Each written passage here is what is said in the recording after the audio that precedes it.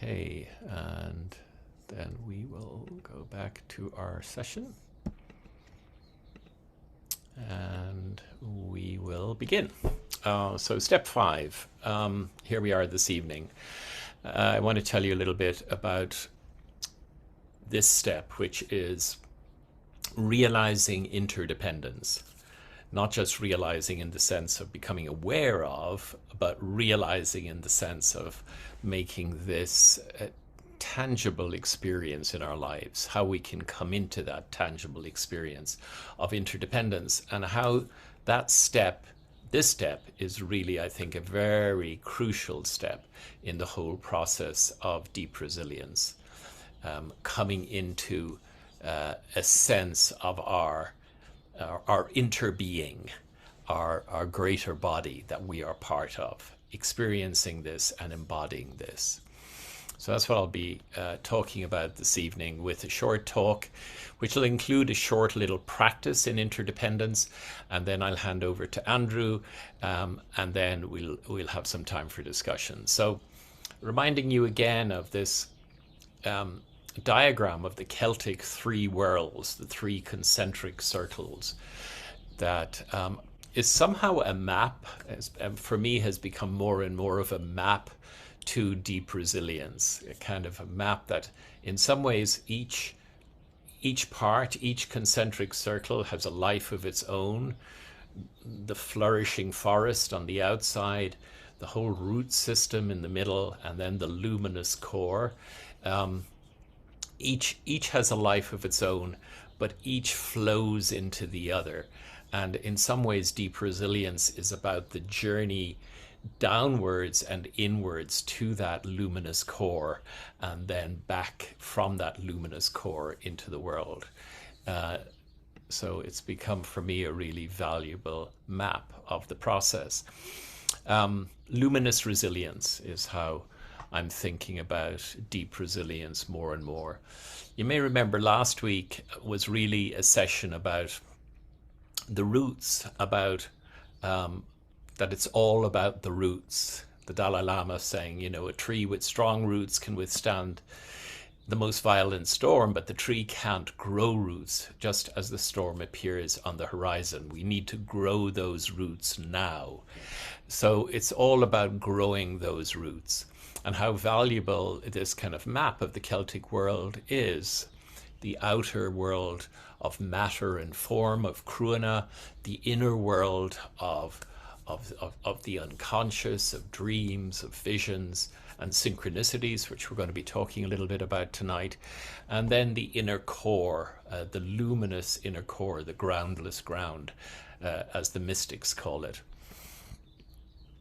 A friend in Scotland, actually, a teacher in the kind of Celtic tradition, who I'll tell you a little bit more about later in the course, but it's really from her that I've learned this teaching of the Celtic three worlds.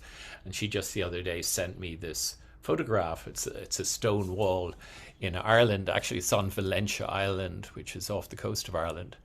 And you can see those three concentric circles in the stone. And so I want to think about, kind of three ways of coming into luminous resilience, and the one way then that we're going to really focus on that brings us into interdependence. But the first way is really what we were talking about last week, and that is the first layer of the roots underground, those lateral roots that we saw that are so strong in the redwoods, particularly those collateral, intertwining, interweaving root system. And last week we were really thinking about this kind of rooting, the first kind of rooting, which is our lateral rootedness. And you may remember we looked at the whole area of healing connections to ourselves, to others, to the sensory phenomenal world, and to ultimate reality, whatever that means for us, those healing connections. The second type of roots are really exemplified by this circle that you see where the deepest roots are interfacing with the luminous core, just that interface. And really, where that brings us into is the whole world of mycorrhizal rooting. The trees in the forest put down their roots. They entangle under the surface, particularly with redwoods, but other roots, big roots. But then those finer roots go deep, deep, deep, and they interface with these fine fungal mycelial filaments. They're called mycorrhizal, myco meaning fungus and rhizal meaning root, because they're root fungus, because they blend, they merge indivisibly with the roots of trees. And then this fungal web spreads throughout the forest, connecting with other trees, connecting with all the trees, connecting with the grasses, connecting with the shrubs. So it's this vast underground matrix of connectedness. So that's mycorrhizal rooting. And then the third kind of rooting, which is what we're going to be looking at more next week, is what it means to be rooted in this luminous core, rooting in the luminous deep, or rooting as the luminous deep. So we'll explore that together more next week. But this week, as I say, is about the second kind of rooting system, the deepest roots, where the deepest roots interface with the matrix, the wood wide web, mycorrhizal rooting. And this is really the world of interdependence. It's embodied interdependence. Because what's happening, these are the structures that we see here of the mycelia. We don't see the interface with the root system, but that's happening in the background, and that's what's going on here. But dynamically, what's happening is this back and forth flow between the trees and the fungi. The trees are delivering sugar. Sugars to the fungi. The fungi can't make, they don't have the capacity to photosynthesize like the trees do, so they depend on the trees to get their nourishment, to get their food. But in return, they're delivering water, they're delivering minerals, essential kind of components of life for the tree. So there's this exchange, this deep exchange that's happening, and literally it's a symbiotic, mutualistic, commensal system, each being depending completely on the other for its not just its well-being, but for its very existence. And interdependence is another word for reciprocity. And reciprocity is really the teachings I've received on reciprocity are from my Native American teachers. I've also learned a lot about reciprocity from Joanna Macy, and she uses the phrase, the pulsing give and take at the heart of life. That's reciprocity, that pulsing give and take at the heart of life. And here's what she says: both the scientific and spiritual revolutions ushering us into the third millennium reveal that our earth is alive. We're not alone here. We're invited back into the pulsing give and take of life itself. We are invited back into the pulsing give and take of life itself. If we dare to be real with what we feel, you may remember that earlier stage in the process of being kind of honoring our pain and being compassionately present to all our feelings. If we dare to feel what we feel, we rediscover the larger being we live within and enter once more the great reciprocity at the heart of the universe.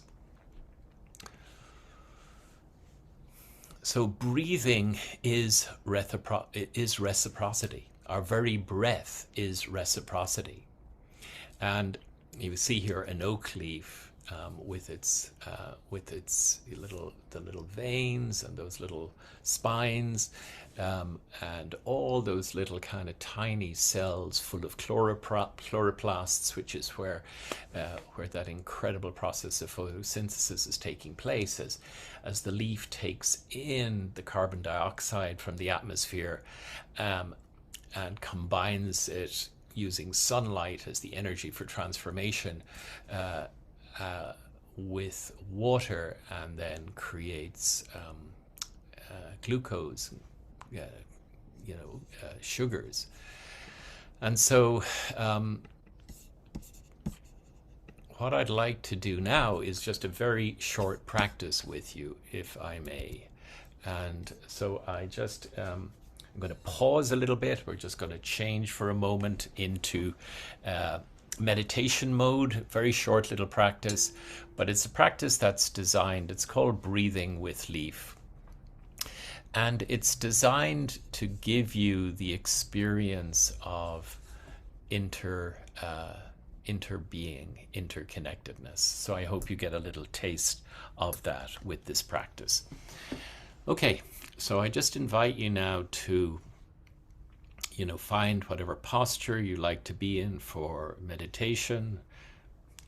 Sitting on your chair, your cushion, lying on your bed, however you are. However you are, straight back, soft shoulders.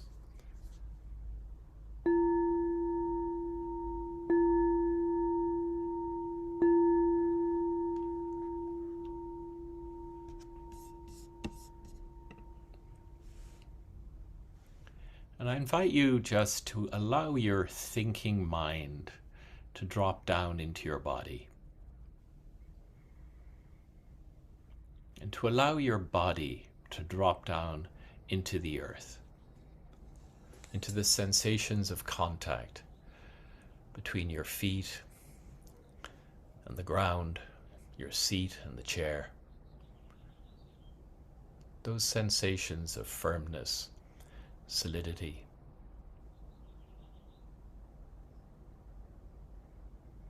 And just allow the weight of your body, allow gravity to bring you back to earth and back into that contact of connection, into that rootedness, that sense of being held in the earth.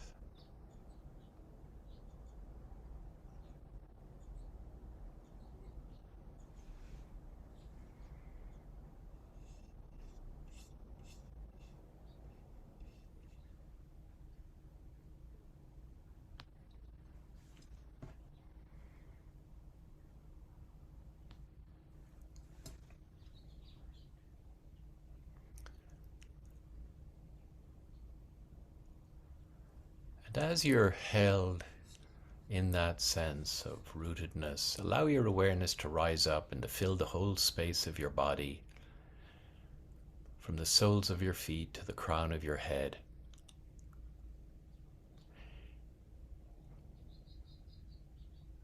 And to notice where in your body you're most aware of the gentle rise and fall of your body's breathing.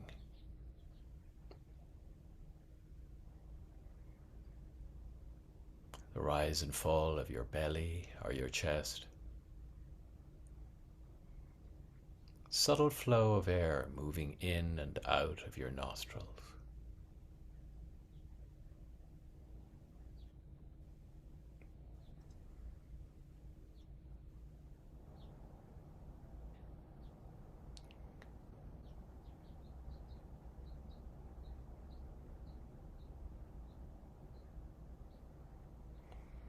And wherever you're most aware, allow your awareness to alight on the sensations of breath, like a feather on a wave, rising with the rising breath, falling with the falling breath.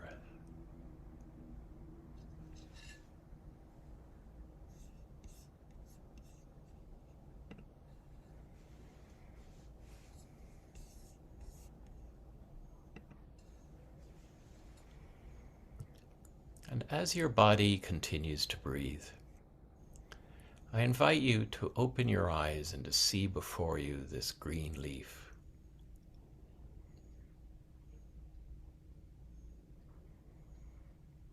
And I invite you to notice everything about the leaf.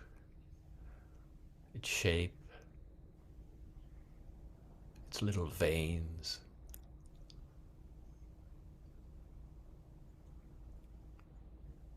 the neighboring leaf nearby. Noticing the greenness of the leaf. Noticing how it's illuminated in the sunlight. Noticing the little spikes on its edges. Noticing anything that's distinctive about this particular leaf, any little spots, those little dark spots.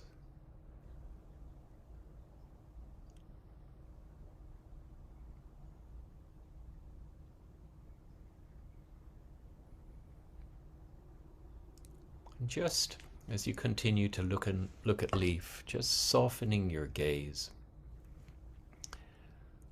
and opening to the greenness of the leaf.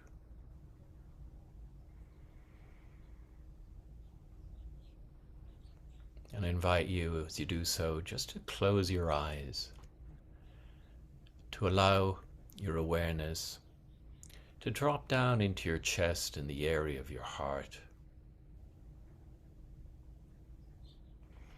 To notice any resonance in your heart with the greenness of the leaf.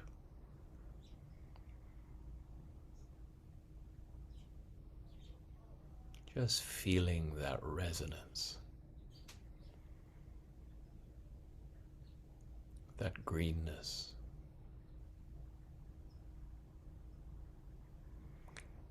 Just allow that resonance of greenness to draw you into oneness with it.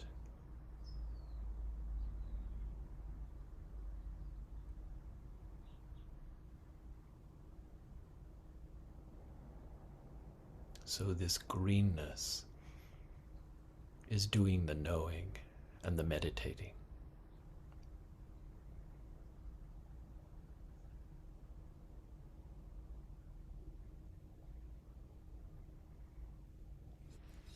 Now, when you're ready,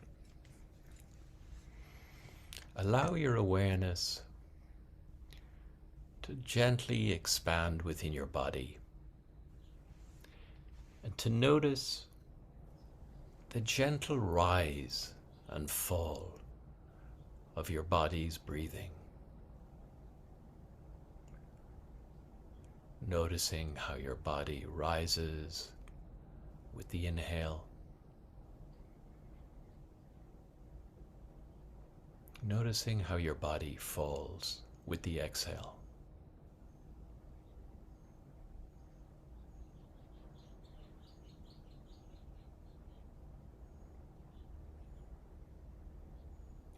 And as your body rises with the inhale, know that you're receiving oxygen from leaf.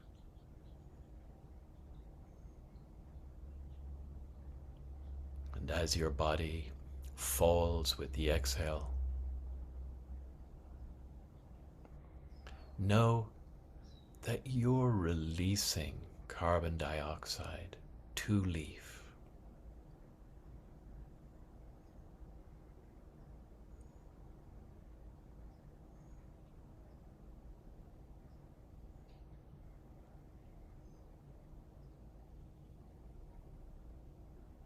Receiving all with the inhale,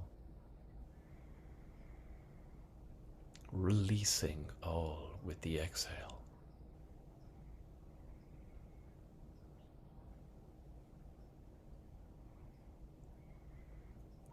And know that your breath, your breathing, is not just yours.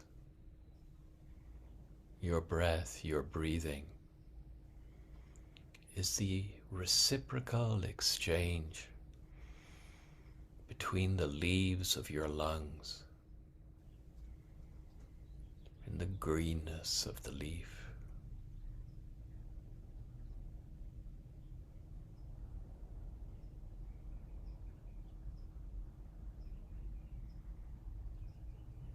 Your breath, your breathing, is what interdependence actually feels like.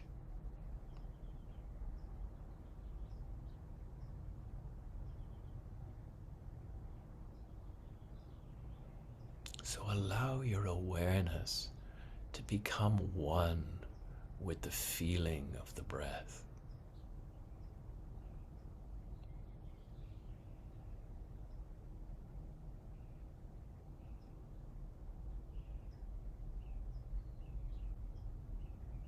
Allow the feeling of the breath, the flow of the breath, to draw you into oneness with it.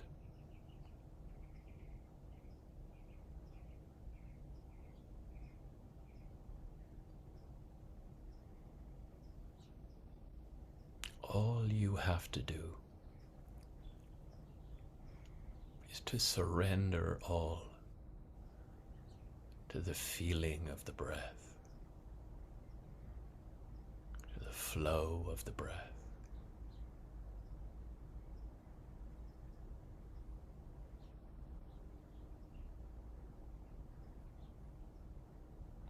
Allowing that feeling, that flow,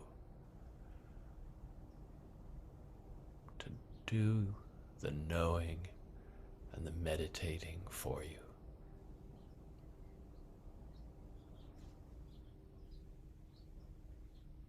By simply letting everything be.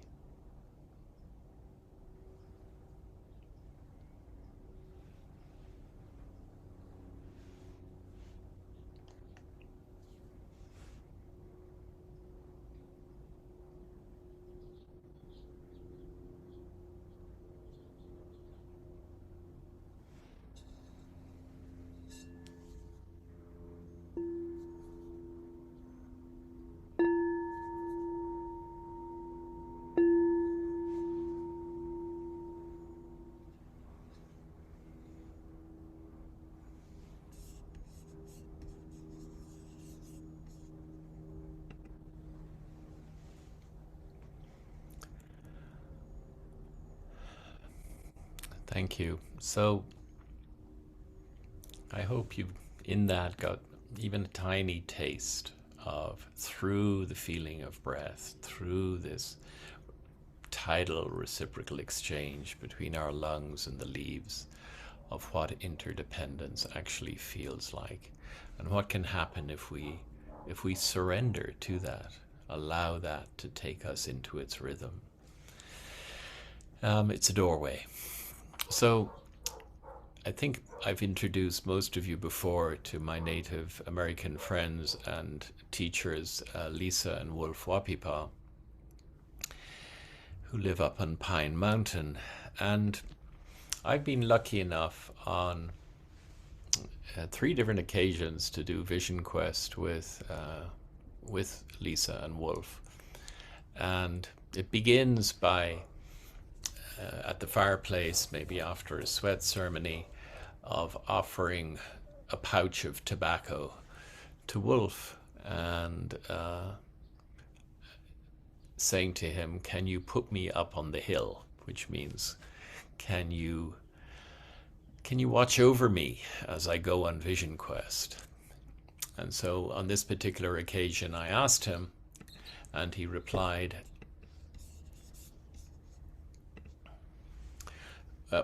why do you want to do this? And I replied that I have a longing in my heart to be close to the earth.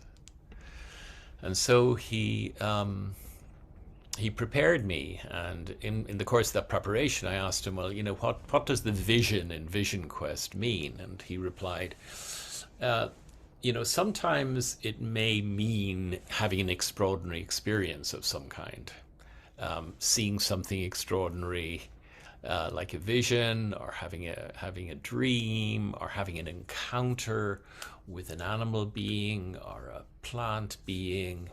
Um, so sometimes it may be something extraordinary, but sometimes it may be something really quiet. What it always means is seeing more deeply into the nature of reality. That's the vision in Vision Quest, the clear seeing into the nature of reality. So this is the circle that we sit in up at camp on Pine Mountain. And as I was sitting there with the others in the group who are being prepared for Vision Quest, Wolf gave us this teaching. He said, during life there's a cord of connection between the body and the spirit, but at the moment of death, that cord is severed. If it's a sudden death, the cord breaks abruptly. But if it's a gradual death, then the cord gradually disintegrates with little pieces breaking off over time. This attracts the attention of the spirits. When you begin your fast, you're beginning the dying process, because the traditional way of doing Vision Quest that Wolf and Lisa, practice is one goes on a 4-day fast from food and from water. And so, when you begin that fast, if you weren't to eat or drink again, you wouldn't survive. So you are beginning the dying process when you start that. We enter this dying state, he said, in order to attract the attention of the spirits. We've been doing it this way for thousands of years because it works, and because we don't know a better way of coming into the state of being that is prayer. And then he says, prayer is not primarily about something we say or do. Prayer is a state of being. And whatever we do when we're in that state of being, whatever we say when we're in that state of being, is prayer. So it's a state of being. So I prepared over 6 months and went through that whole preparation, preparing my prayer flags and my intention, and then took this path into the high desert with Wolf and Lisa and with the other Vision Questers who were going to their prayer sites. And the particular prayer I was carrying on this Vision Quest was that I may come to see more clearly what I can best do to serve our Mother Earth for the sake of the future generations. And this is my prayer site. This is where I spent my 4 days and nights under an oak tree. This is the day, the day after I came down from the Vision Quest. I went back to the site and took this photograph. But when I'm actually in the prayer site, there's 404 prayer ties all around the perimeter of these, birches that are in the 4 different directions, with the little tree of life in the front, where you tie your the eagle feather, and then the desert sage, which is on the ground.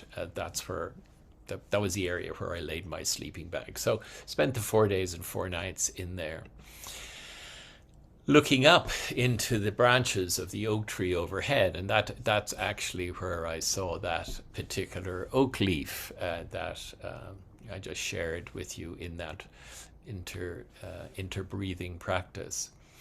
So the particular moment I want to tell you about is I was about 2 days, about halfway through my prayer fast, and I'd gone beyond feeling hungry. I was very, very, very thirsty, but I was sitting there and I was watching and I was listening and I was waiting. And I was burning white sage. I had my abalone shell, and I was sitting there, and something caught my eye on the ground, and I looked down, and there was all this kind of hive of activity, all these ants milling around. And when I looked more closely, at the center of the ants was a little ladybug. So all these ants were attacking this little ladybug, and I realized that, here we are in the high desert. If I hadn't been here this is life. This is what happens. And that would have been the end of that little ladybug. But I was there, and I decided what felt right to me was to intervene, which I did, and took the little ladybug and put it on the ground nearby. And it looked dead at first. It was utterly still, but then after a minute or two, I saw a little bit of movement, and then, a minute or two later, it opened up its carapace and its wings came out and off it flew. And so I was delighted by that. And so I continued to sit there, looking, at my abalone shell, burning my white sage, just thinking about that little encounter. And as I was doing that, something on my left arm caught my attention, and I looked over, and there was a ladybug on my arm. And then something caught my attention on my right side, and I looked over, and a ladybug had landed on my right arm.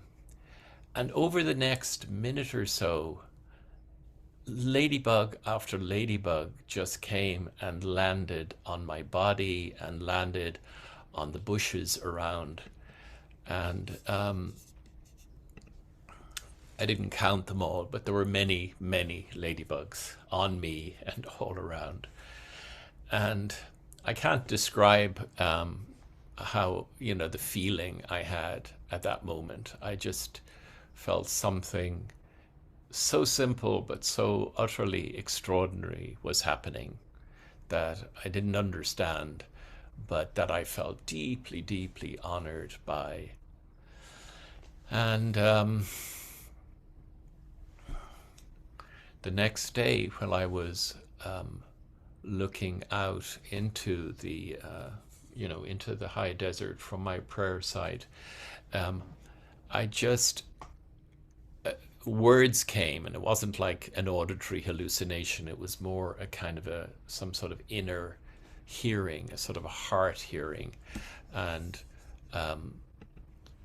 what came was, "You are one of us now."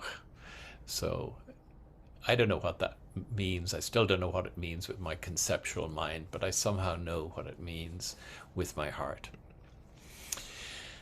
And so I want to talk about, just a little bit for a moment before I close. I just want to talk a little bit about synchronicities and about how they can bring us into a sense of the reality of the web that we are part of.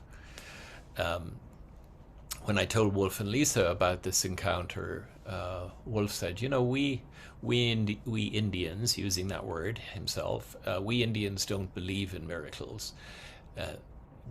We depend on them. And he added, synchronicities are breadcrumbs from Creator to show we're on the right path. They're little breadcrumbs to show that we're in alignment with the web. And so just a few thoughts on synchronicities and how we can become more sensitive to them as a way of strengthening our rootedness in the web, in the matrix, in the mycorrhizal rooting. The term synchronicity came from Carl Jung, who said, talked about a meaningful coincidence, acausal and yet deeply meaningful. Not acausal in the sense of it's not linear causality, and yet it feels deeply meaningful the way it happens. Richard Tarnas, who's a Jungian astrologer and author, says that a synchronicity is a coincidence in which two or more independent events, having no apparent causal connection, nevertheless seem to form a meaningful pattern. I was teaching a session a while back on synchronicities, and folks in the group offered these, which, among other descriptions of their experience of synchronicities, which I thought were lovely. How life rises up to meet us when we're in deep connection and harmony with the rest of nature. A gentle invitation we can but don't have to accept. So synchronicity as an invitation. I thought that's beautiful. A beautiful medicine for our pain. When we're touched by a synchronicity, it somehow can be transformative. So Rick Tarnas talks about 3 different stages in terms of our relationship with synchronistic events. He says the first stage, where we start out, is, 2 things happen at the same time, which is this just a coincidence, or is there some kind of pattern here? Ambiguously suggestive coincidences and patterns, usually regarded as fortuitous or subjective. Oh, what a coincidence. But maybe just a little hint that there's something kind of more meaningful going on. Then he says, stage 2 is where we have one or more especially powerful synchronicities, unambiguous in their coincidental force and precision of patterning, that have a revelatory effect on the individual and mark a decisive threshold. So for me, I think my encounter with the ladybug and then the visitation of the ladybugs was such a moment for me. For others, these unambiguously powerful synchronicities often happen at very liminal moments in life, around a birth or around a death or a moment of great transition or change. It seems like at those moments, the sort of veil between worlds is particularly thin and synchronicities are more apparent. And this can herald in the 3rd stage, where we now have a new attitude following stage 2. We now have a new attitude to synchronicities. And their frequency and character we just seem to see more synchronicities happening every day. Some of them little, some of them very matter of fact, some of them that feel maybe more meaningful. But it seems like they're part of life's pervasive intelligence and artistry. Less paradigm shifting than stage 2, than revelatory of a new order of reality and a more continuing source of meaning and reorientation. Those breadcrumbs that Wolf was talking about. So how can we better recognize synchronicities? By coming into deep connection with other than human nature, with gratitude, with mindfulness, and with an attitude of openness and respect, and a willingness to be surprised. By coming into that state of being that is prayer that Wolf talks about. Prayer isn't something we say or do, it's a state of being. But how do we come into that state of being? What brings us into the state of being that is prayer? And there are many paths, a bit like healing connections. It can take many forms, and we each may have our particular path that brings us into that state of being that is prayer. But it seems like one very powerful path that many, many of us share is time in and with the world of other than human nature. Beginning when we come into place or into a landscape, by acknowledging the ancestral peoples of this place, that kind of honoring of the peoples of this place, of the indigenous peoples of this place, the people who have literally emerged from this land. The 2-legged people, but also the 4-leggeds and the 6-leggeds and the winged and the standing nation of the trees, all the people, but acknowledging the ancestral people of this place. And then some of the practices that we're working with, as part of this training, sit spot practice is like a little mini vision quest. It can become that. working with the land, as in gardening or as in the initiative that Andrew is now offering, hiking, forest bathing, Vision Quest. And for those who can't get outside, like people I meet in the intensive care or in the hospice, or just who are too frail to leave their houses, there are inner connection practices, a bit like the breathing with leaf practice we just had a taste of a moment ago. All these practices can bring us into the matrix, into the web. What's common to each of these is spending enough time in the natural world with an attitude of respect, with beginner's mind, that we allow our heartbeat to be drawn into a slower, deeper flow. And there's a poet, William Pitt Root, and in one of his poems he has this line: I have heard the dark hearts of the stones that beat once in a lifetime. Talk about slowing down enough to hear the heartbeat of the stones that happens once in a lifetime. And seeing our daily sit spot practice as sort of little mini vision quests. Yes, it is about getting to know the neighbors, yet it is about quietening the heart and mind and dropping into the heart. It's also about opening the doors of our senses wide to receive something we're starving for, we're deeply, deeply hungry for, that we don't get from our digital communications, and that we don't even necessarily get from our other human contacts. We get something through our connection with nature that we're deeply, deeply hungry for.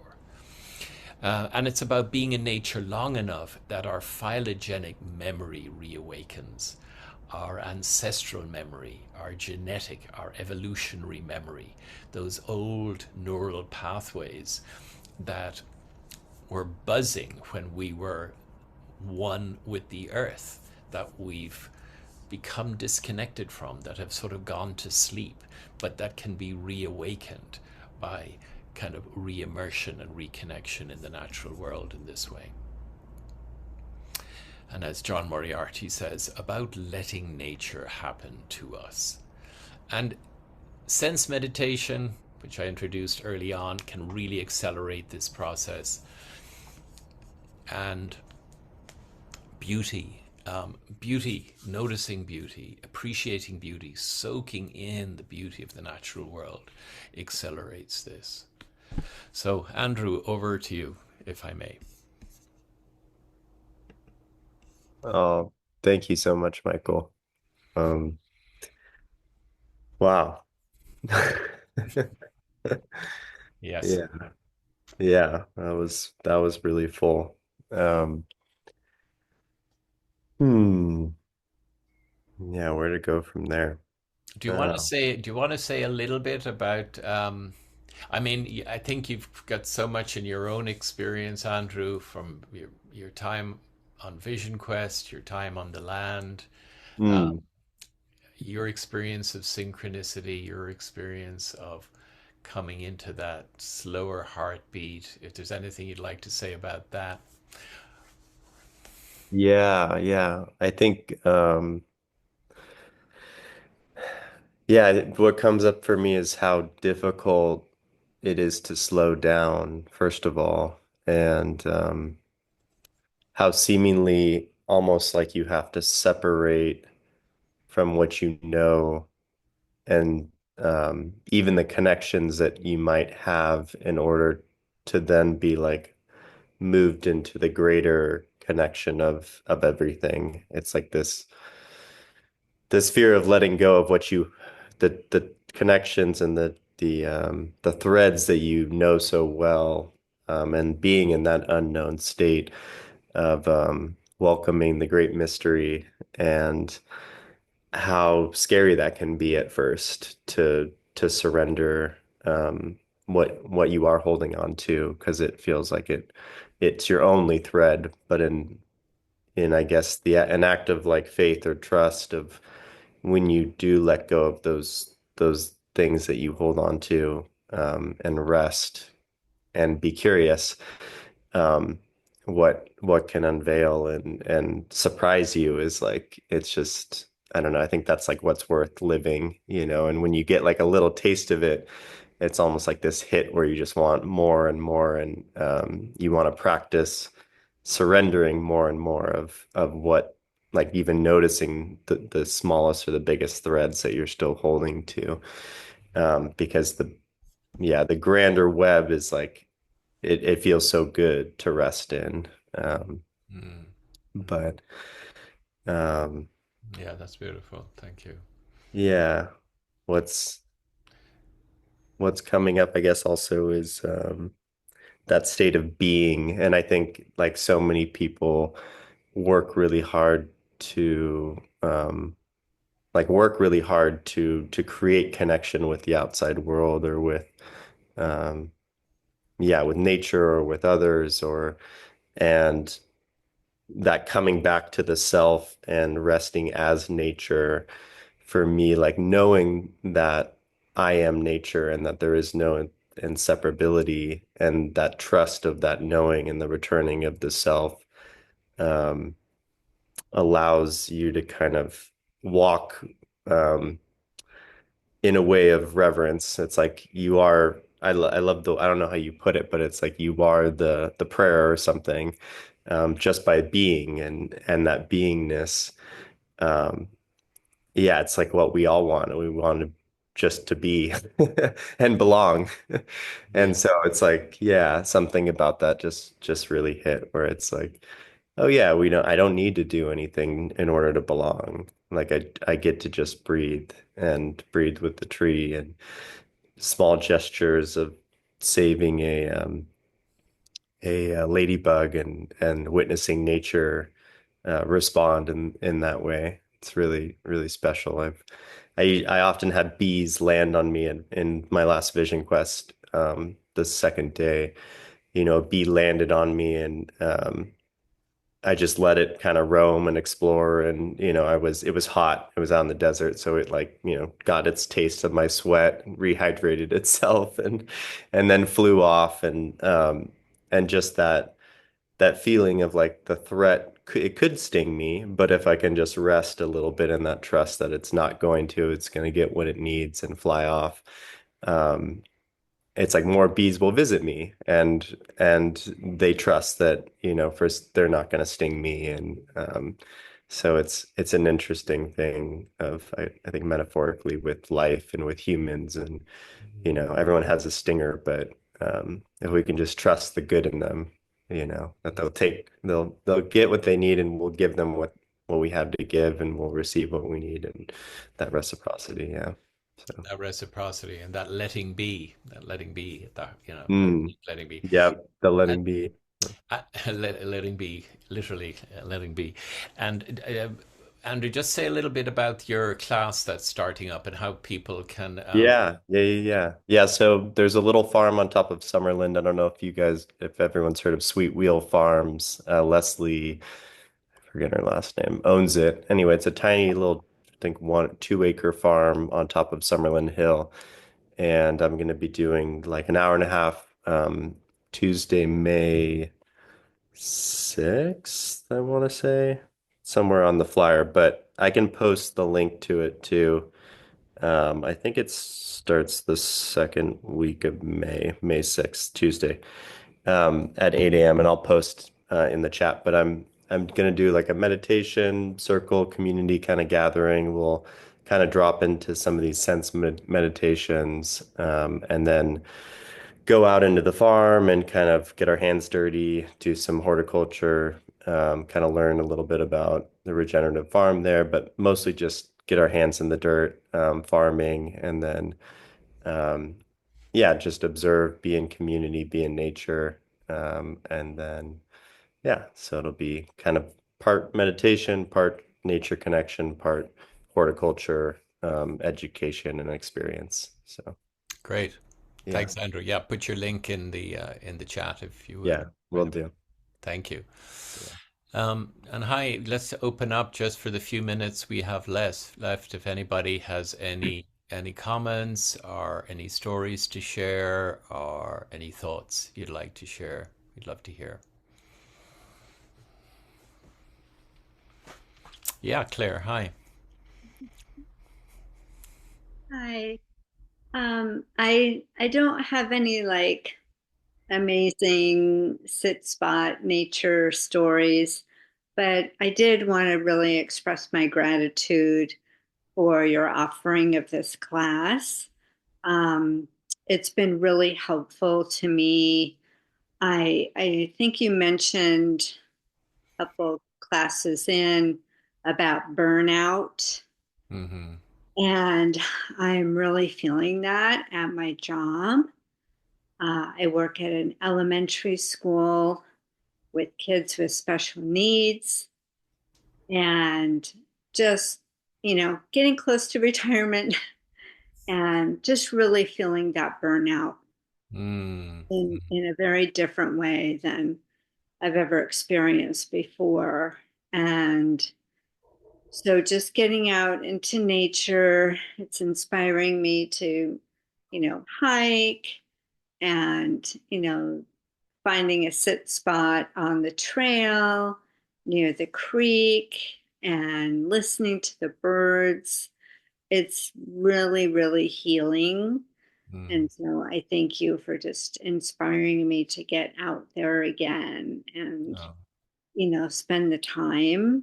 Hmm. Um, and then I also just wanted to share a friend of mine told me about this app, and it's called Merlin Bird ID.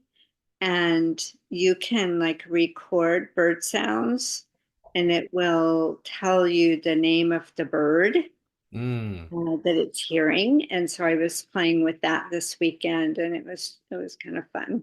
Yeah, that's very cool. That's Yeah. very cool. Well, thanks, Claire, for sharing that. And it's good to hear that you're tapping into that that incredible resource that's right here at our Yeah. doorstep. Yeah. And how lucky we are How to be lucky we are. How with lucky we it. are. Yeah. Yeah. Yeah. The weather. Yeah. Thank you. And Thank you. Anyone Well, I'm else? having trouble find sub or posting the link or at least the flyer. So maybe I know it's going out in the newsletter, right? Mindful Hearts Yeah, May it'll be going May out in 1st. at the beginning of May. It'll be going out next week Okay. in the newsletter. Yeah, so folks will have details there. And is there yeah, there's information in the flyer about how to register, Andrew, is there? Hmm. Yeah, Yeah, exactly. good. Yeah. Okay. Anyone else have any final thoughts, comments? Love to hear if you have. Yeah, please, Miranda. Just a quick thanks for an image that really hit powerfully for me when we were doing leaf meditation, and you referred to our lungs as the two leaves of our lungs, and then it sort of tapped me in a different way. It tapped me into a larger sense of interbeing and myself as nature Mm, in connection with others. Oh, thank you. Thank you. Mm. Yeah, there's an incredible the resonance between, the anatomy of a leaf and the anatomy of our lungs and um, the kind of mirroring between, I mean, I don't know if you know this, but that that hemoglobin, which carries the oxygen in Mm. our body, um, has an identical chemical structure to chlorophyll. Huh. Exactly the identical. The only difference is that at the center of hemoglobin is a little molecule of iron, which is red, which is why blood is red. And at the center of chlorophyll is manganese, which is green. But the lungs are like leaves, the leaves are like lungs, and hemoglobin and chlorophyll are identical, Beautiful. It's very Beautiful. so just these beautiful resonances. Yeah, incredible. Thank you. Thank you for that. Well, thank you all very much, and thanks for being here. And look forward to seeing you all again very soon. and we'll be posting this. So thanks for showing Thanks, up. Michael. Really appreciate it. Yeah, thank you. Thanks, everyone. Thank you. Paul and Andrew, thanks. Thank you. It was